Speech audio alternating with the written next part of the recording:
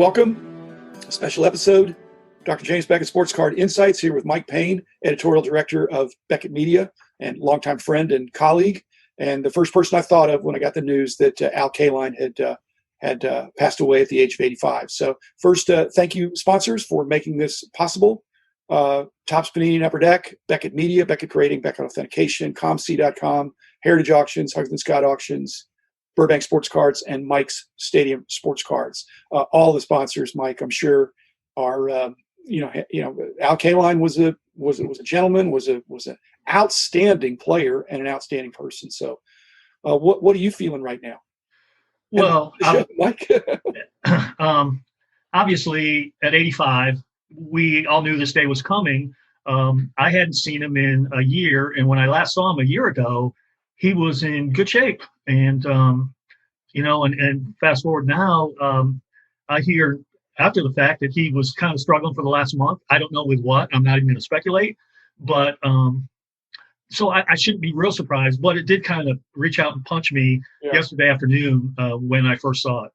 Well, 85, a long time ago that seemed old, but now it's not seeming so old, and yet we live in uncertain times where they don't know that he was affected by the coronavirus, but we're in it's difficult times.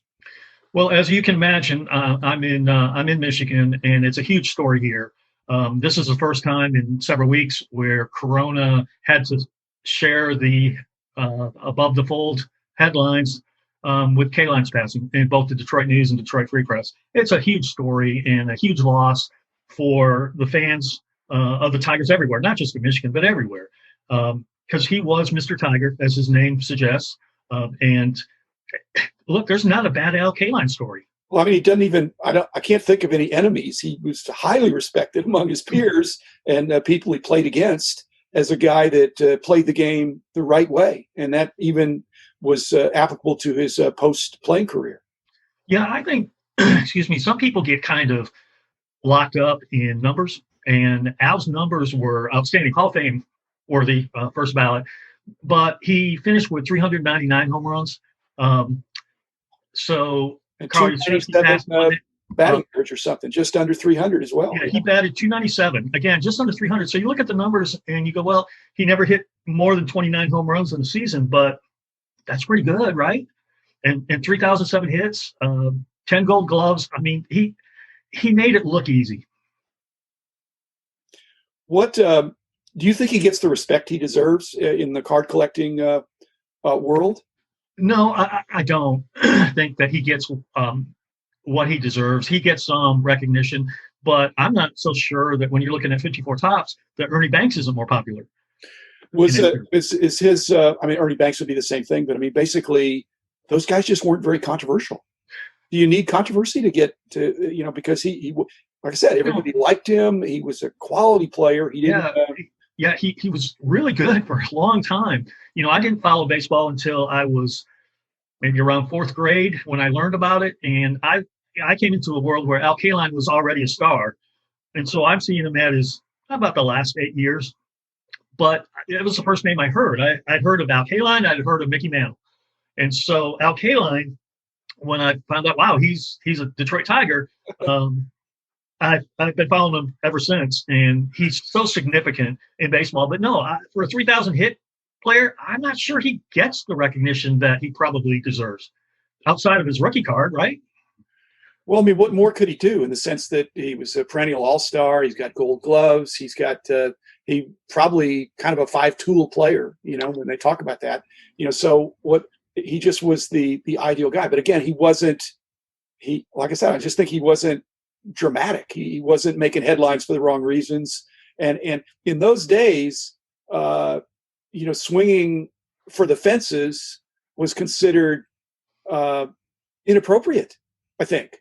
The feast or famine game that a lot of the sluggers do now, strikeout or home run, that was not that it wasn't sporting. It wasn't the team. I mean, some of his big hits were coming up with a hit that drove the runs in, but it didn't have to be a homer. Right. Well, none more so and bigger than Game 5 of the '68 World Series. He came up and delivered a 2-run single that the Tigers were down by a run at the time, and they never lost the lead. Huge turn in Game 5 at Tiger Stadium. I think that really personified who Kaline was and what he was all about. Just a good, big-time ball player coming up big in key moments. Do you think, again, but getting back to his sports cards, I've always thought it was a positive that he's a Tiger. He's Mr. Tiger. He spent his whole career with the Tigers. He's 20, and next thing you know, he's 40 and he's retiring. But 20 or 21 years, whatever that would be, with the same organization. I always thought that'd be a positive. But it is, he's so well loved in Detroit. Yeah.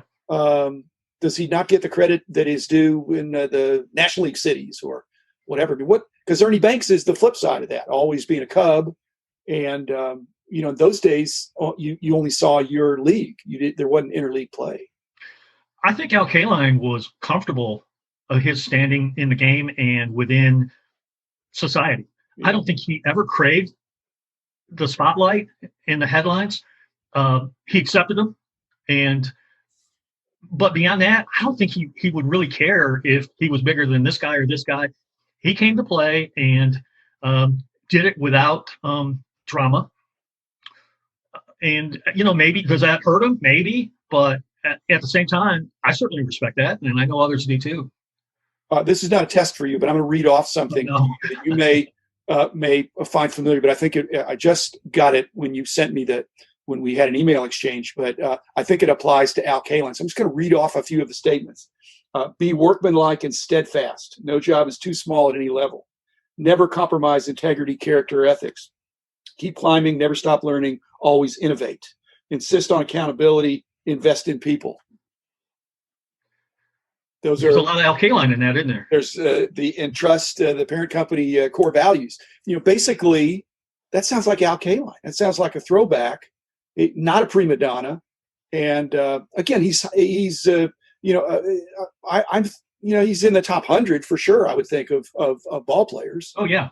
But yeah, certainly. But is he priced to that degree? The interesting thing would be wondering, again, at the age of 85, that's different than a sudden passing of like Kobe Bryant. But right. But there probably will be some outpour. Well, I'm sure there'll be an outpouring in Michigan. But I'm hoping, and I'm not one of these guys that feels bad when somebody passes away and then people clamor to get their cards. I think it's a compliment. So I'm hoping there's a run on Al Kaline cards. Well, there will be, even more so here than anywhere else. But yeah, there will be. It's just, it's human nature. Yeah. I would bet that a couple people are looking up Tom Dempsey rookie cards today, right. Things you hadn't really thought about. But I think the good thing with Kaline and his longevity, both as a player and, living to be 85, his cards, his autograph cards, his certified autograph cards are plentiful. But, because of the longevity, he signed for a lot of programs.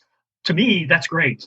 Sitting, wanting to buy this, or this, if it's reasonable, I'm going to pull the trigger. If it's not, I'm moving on and kind of forgetting about it. But with Kaline cards, you can find them at very reasonable prices that I think people would be surprised at.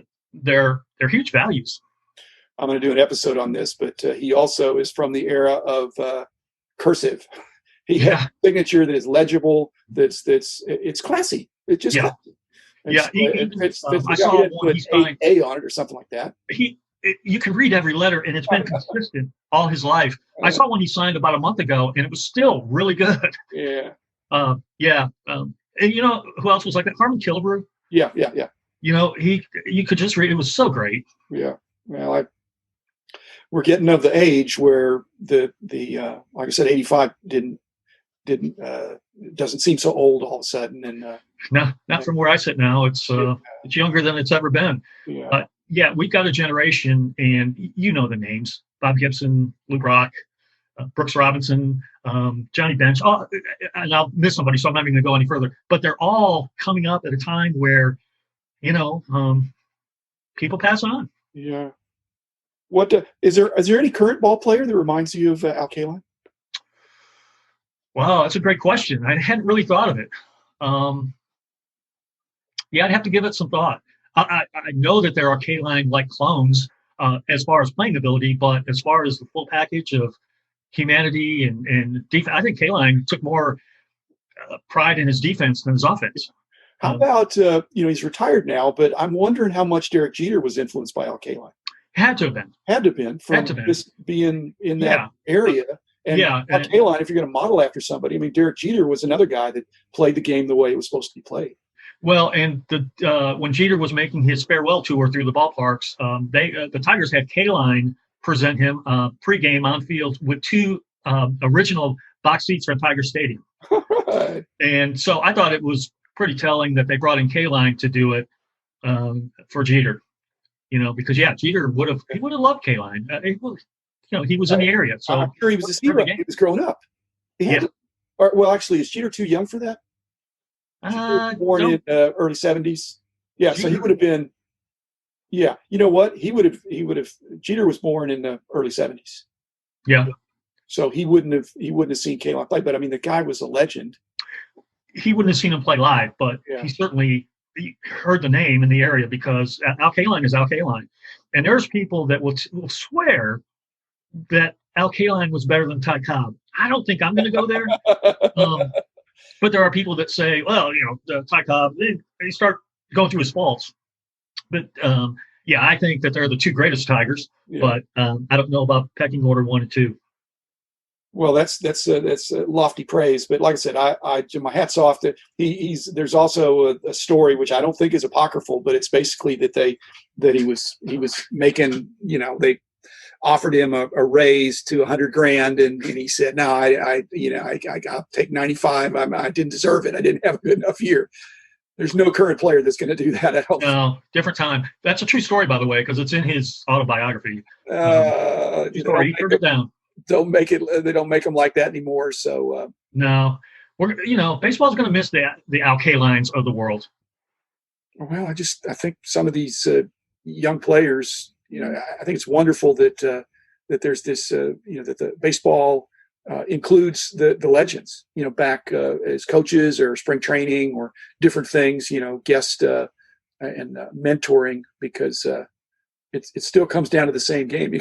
Pitcher's going to throw the ball. You just got to hit it it's hard. It's a hard thing to do. So pitchers are throwing harder than ever. Yeah, they are. Well, baseball's it's easy to forget. It's a hard game. It's a really hard game. And it's easy for us to say, well, you should have, you're not good enough here or whatever, but it's a hard game. Yeah. So for somebody to go out and make it look 20 plus years so easy, like Kaline did, I'm glad you're actually doing this today. I appreciate the appreciation for Al Kaline. Well, it's not just for you, Mike, but I mean, you represent, again, he has many fans, and we're not, and I'm sure there's some super collectors for Kaline that are exhaustive, but, we just wanted to give some time to a guy that's worthy of praise as a man and as a great player. So thanks, listeners. Thanks, Mike Payne. We'll Mike, I'll get you back on another time for another more joyful episode. But in the meantime, fun remembering a great player and a great man. So thanks, listeners. Be back again tomorrow with another episode.